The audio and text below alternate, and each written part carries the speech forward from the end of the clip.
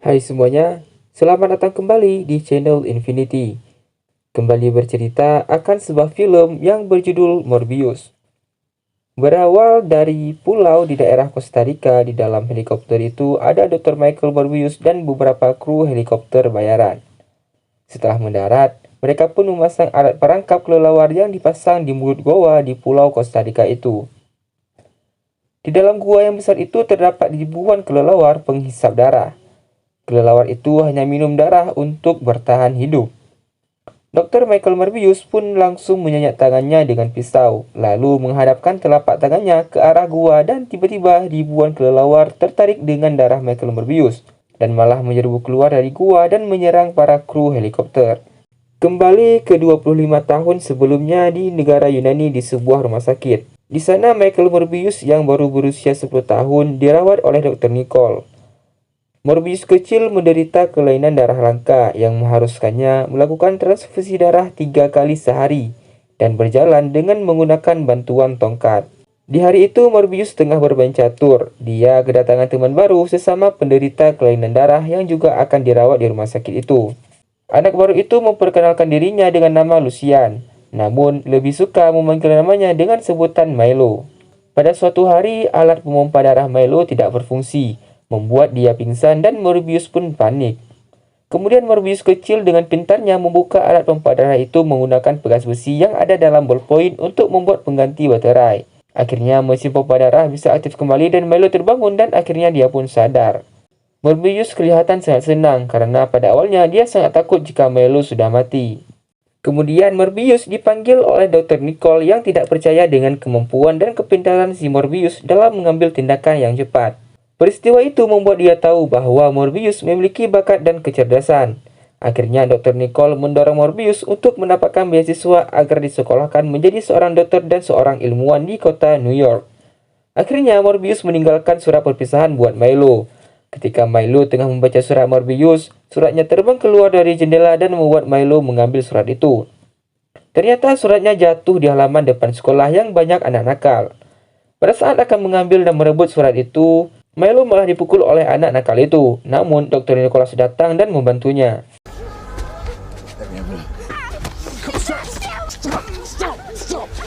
Adegan berpindah pada saat Morbius yang telah menjadi seorang dokter dan ilmuwan. Dr. Michael Morbius yang sekarang berusia 35 tahun menerima hadiah Nobel dari Raja dan Ratu Swedia karena telah mengembangkan replika darah buatan atau sintetis yang telah menyelamatkan jutaan nyawa khususnya bagi penderita penyakit kelainan darah.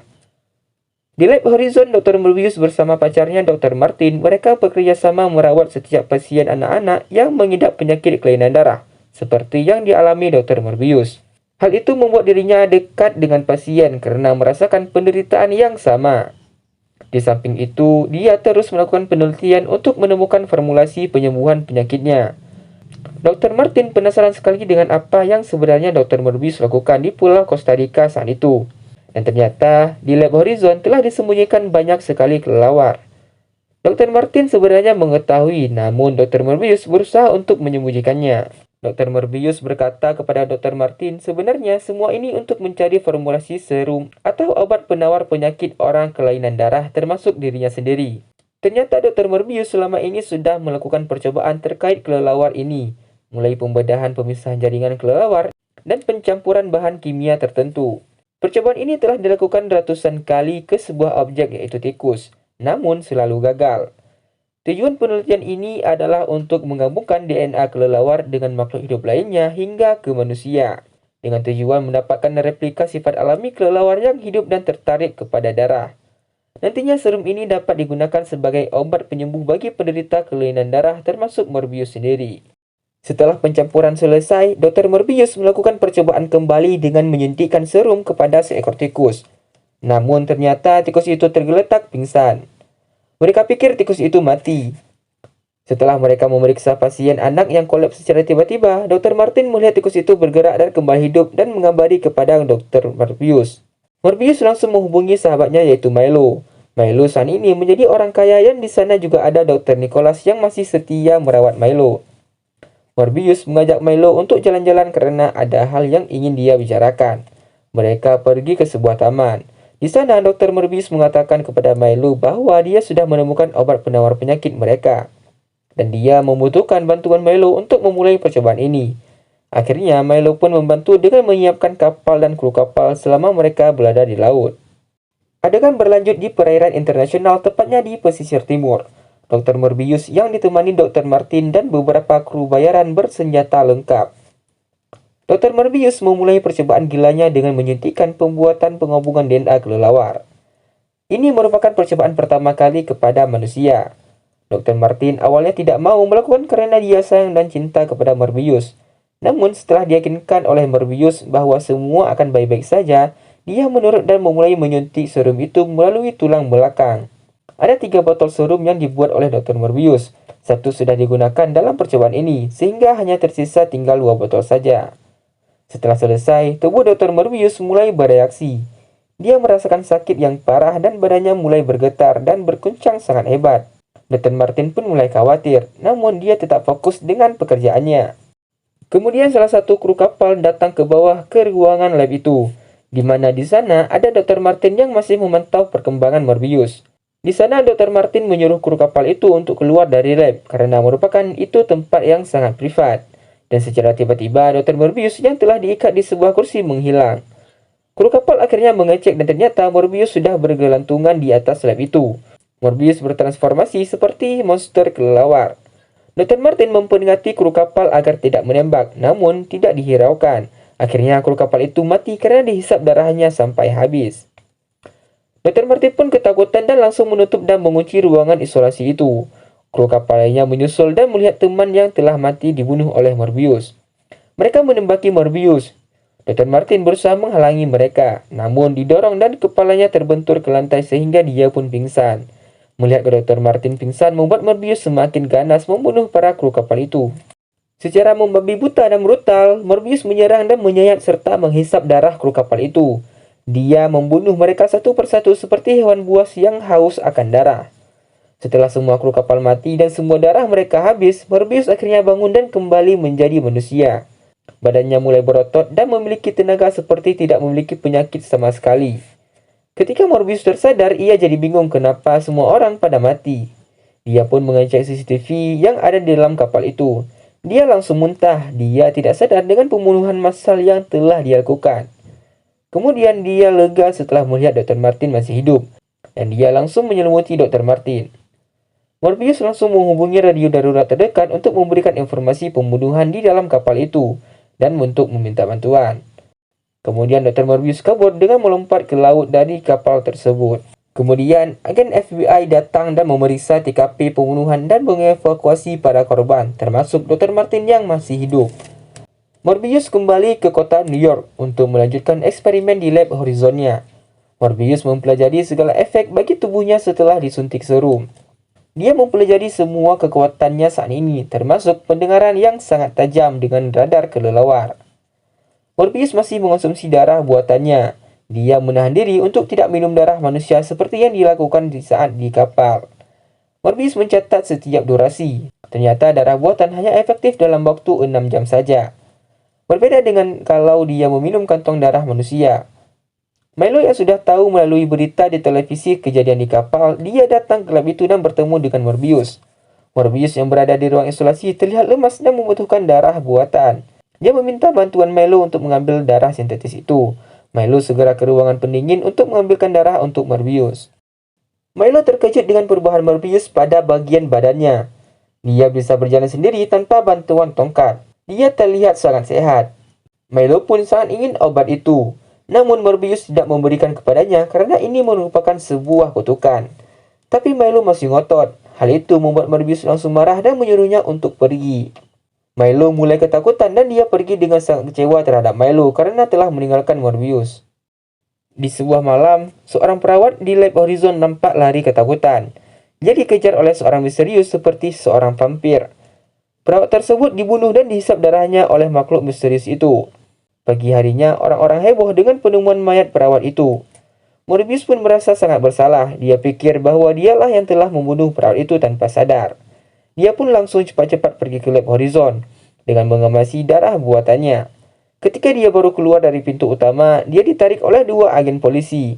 Polisi melihat ada yang aneh dan curiga dengan Morbius yang terlihat sehat berjalan tanpa bantuan tongkat. Polisi itu curiga kepada Morbius bahwa dialah yang telah membunuh perawat itu. Polisi itu berusaha untuk menangkapnya, namun Dr. Morbius berhasil kabur ke arah rooftop. Ketika di rooftop, ada polisi yang sudah siap menembaknya. Michael Morbius tidak melawan dan akhirnya dia menyerah dan dipenjara. Di saat dipenjara, Michael Morbius mulai diinterogasi oleh anggota polisi. Salah satu anggota polisi membawa air suci sebagai penangkal vampir karena mereka takut. Morbius tidak mengaku dan menjawab atas pertanyaan agen polisi itu. Milo datang ke penjara dengan berpura-pura menjadi pengacara yang hendak mendampingi Morbius. Dia kemudian memberikan satu kantong darah kepada Morbius agar Morbius tidak menjadi vampir lagi dan sehat kembali. Setelah Milo pergi, Morbius melihat tongkat yang dibawa Milo tertinggal dalam selnya. Morbius curiga kepada Milo yang telah menyuntikkan serum itu ke tubuhnya, dan Milo yang telah membunuh perawat itu. Hal itu membuat Morbius murka dan marah terhadap apa yang telah dilakukan Milo. Kemudian Morbius langsung meminum kantong darah itu dan dia kembali menjadi vampir. Dan kemudian dia merusak selnya dan kabur dari penjara untuk mengejar Milo. Morbius akhirnya menemukan Milo dan terjadi pertengkaran. Milo mengakui bahwa dialah yang telah membunuh perawat di Lab Horizon.